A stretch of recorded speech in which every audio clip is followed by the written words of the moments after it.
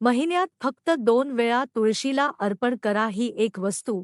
हिंदू धर्मात तुळशीचे खूप महत्त्व आहे. तुळशीला आपण देवी मानतो. श्रीहरी विष्णू यांना तुळस अतिप्रिय आहे. तुळस अर्पण केल्यास त्यांचे पूजन अपूर्ण मानले जाते. तसेच श्रीहरी विष्णूंना नैवेद्य अर्पण करतानाही सर्वात आधी तुळशीचे पान त्या नैवेद्यात टाकले जाते. तुळस मातेच्या दर्शनाने आपली सर्व पापे आणि दोष नष्ट होतात. रोज सकाळी तुळशीचे पूजन करून पाणी अर्पण करावे व संध्याकाळी तुळशीसमोर शुद्ध तुपाचा दिवा लावावा. यामुळे आपल्या घरात सुखसमृद्धी व सकारात्मक ऊर्जा येते. दाराच्या दोन्ही बाजूला तुळशीची रोपे लावल्यास आपल्या घरात कोणतीही नकारात्मक ऊर्जा प्रवेश करत नाही. घरातील सकारात्मक ऊर्जेमुळे श्रीहरी विष्णू व देवी लक्ष्मी घरात स्थायी रूपात वास करतात. जर मुले हट्टीपणा करत असतील, आपले म्हणणे ऐकत नसतील तर घराच्या पूर्व दिशेला तुळस लावावी व त्या तुळशीचे पूजन मुलांना करायला सांगावे. तुळशीसमोर मुलांना दिवा लावायला सांगावे. यामुळे मुले तुमचे म्हणणे ऐकू लागतील. रोज 2-3 तुळशीचे पाने मुलांना खाऊ घातल्याने त्यांचे मन शांत होते व स्वभावही बदलतो आणि सोबतच त्यांचे मन एकाग्र होऊन अभ्यासात लक्ष लागते. पूर्वीच्या वेळेस सर्वांच्या घरात तुळस असायची. पण आता फ्लॅट मुले हे शक्य नाही. तरीही फ्लॅटमध्ये, बाल्कनीमध्ये किंवा शक्य त्या ठिकाणी तुळस नक्की असावी. ज्यांच्या घरात तुळस असते त्यांच्या घरात समृद्धी नांदते. ज्यांच्या घरातील तुळस हिरवीगार व टवटवीत असते त्यांनाही सुखसमृद्धी व घरात नेहमी भरभराट असते. अशा घरांवर नेहमी श्रीहरी विष्णू व देवी लक्ष्मीची कृपा बरसत असते. तर आपण आज असा उपाय बघणार आहोत, ज्यामुळे साक्षात देवी लक्ष्मीची व श्रीहरी विष्णूची कृपा आपल्यावर असते. जर आपल्या घरात काही संकटे असतील, नेहमी वाद होत असतील, काही बाधा असतील तर हा उपाय करा. हा उपाय तुम्हाला महिन्यातून फक्त 2 वेळा करायचा आहे. उपाय अगदी साधा व सरळ आहे. पण मनोभावे व श्रद्धेने तुम्हाला हा उपाय करायचा आहे. हा उपाय आपल्याला एकादशीच्या दिवशी करायचा आहे. प्रत्येक महिन्यात 2 एकादशी येतात, एक शुक्ल पक्षात आणि दुसरी कृष्ण पक्षात. बहुतेक व्यक्तींचा या दिवशी उपवास असतो. एकादशीचे व्रत असतील तर खूपच चांगले. पण व्रत नसले तरीही आपण हा उपाय करू शकतो. परंतु एकादशीच्या दिवशी सात्विक भोजन करावे. संध्याकाळी तुळशीचे पूजन करून तुळशीसमोर शुद्ध तुपाचा दिवा लावावा. मित्रांनो, एकादशीच्या दिवशी तुळशीला जल अर्पण करू नये. चला तर आता आपण जाणून घेऊया की एकादशीच्या दिवशी तुळशीचे पूजन कसे करावे ते. तुळसमातेसमोर सर्वात आधी शुद्ध तुपाचा दिवा लावावा, त्यानंतर पूजनाचा आरंभ करावा.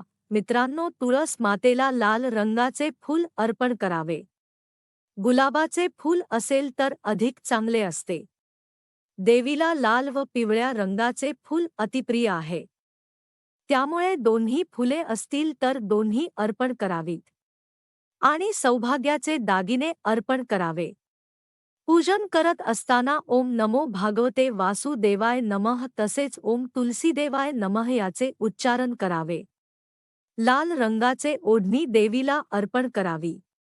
मनोभावे देवीला नमस्कार करावा.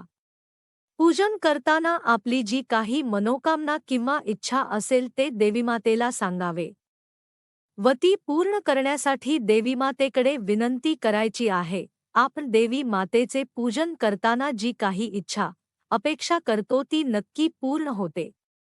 कारण श्रीहरी विष्णूंना तुळस अति प्रिय आहे.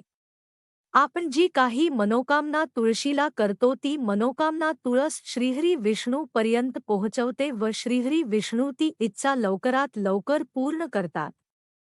म्हणून तुळस मातेची पूजा करताना आपली जी काही अडचण किंवा इच्छा असेल ती व्यक्त करावी. त्यानंतर तुळसमातेला पांढरी मिठाई किंवा दुधात साखर टाकून तो नैवेद्य अर्पण करावा. मग तुळशी मातेचे पूजन करावे व तेथेच बसून ओम तुळशीमाते नमः या मंत्राचा 108 वेळा म्हणजेच एक माळ जप करावा. तसेच ओम नमो भागवते वासुदेवाय नमः या मंत्राचा सुद्धा 108 वेळा जप करावा व त्यानंतर तुळस मातेला 11 प्रदक्षिणा घालाव्या व श्रीहरी विष्णू व देवी लक्ष्मीला नमस्कार करावा।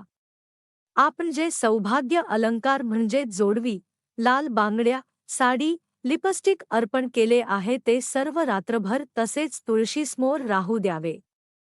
दुसऱ्या दिवशी सकाळी अंघोळ करून ते सर्व वस्तू एखाद्या गरीब किंवा गरजू स्त्रीला देऊन टाकाव्या म्हणजे ती स्त्री त्या वस्तू वापरेल। शक्यतो कोणालाही कोणतीही वस्तू देताना त्या व्यक्तीला त्या वस्तूची खरोखर गरज आहे का हे बघावे। भरलेल्या घरात कोणतीही वस्तू देऊन त्याचा काहीही उपयोग नाही, कारण आधीपासूनच त्यांच्याकडे या सर्व वस्तू असल्याने त्यांना या गोष्टींचे अप्रूपही नसते व गरजही नसते। त्यामुळे त्या वस्तू त्यांच्याकडे तशाच पडलेल्या असतात। त्यापेक्षा गरीब व्यक्तीला अशा वस्तू दिल्यास ते त्या वस्तूचा लगेचच वापर करतात व आपल्याला त्याचे फळ लगेचच मिळते। या उपायाने तुमची कोणतीही मनोकामना असेल किंवा कोणतीही इच्छा असेल तर ती श्री हरी विष्णूच्या आशीर्वादाने लवकरच पूर्ण होईल। आपल्याला हा उपाय प्रत्येक महिन्याच्या एकादशीला करायचा आहे।